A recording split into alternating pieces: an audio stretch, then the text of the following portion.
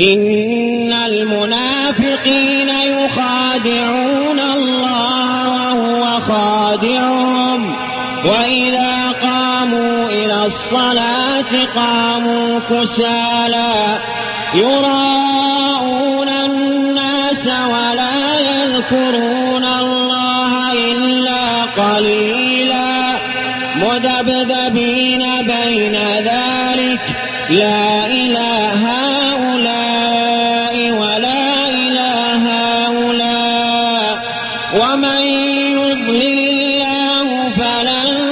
تجد له سبيلا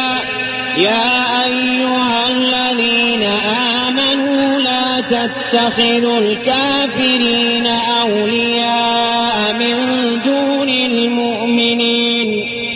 أتريدون أن تجعلوا لله عليكم سلطانا مبينا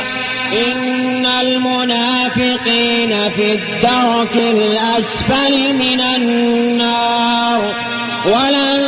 تجد لهم نصيرا إلا الذين تابوا وأصلحوا واعتصموا بالله وأخلصوا دينهم لله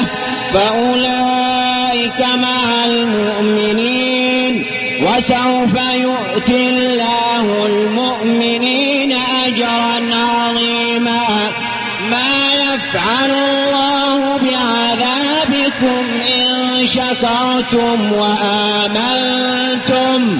وكان الله شاكرا عليما.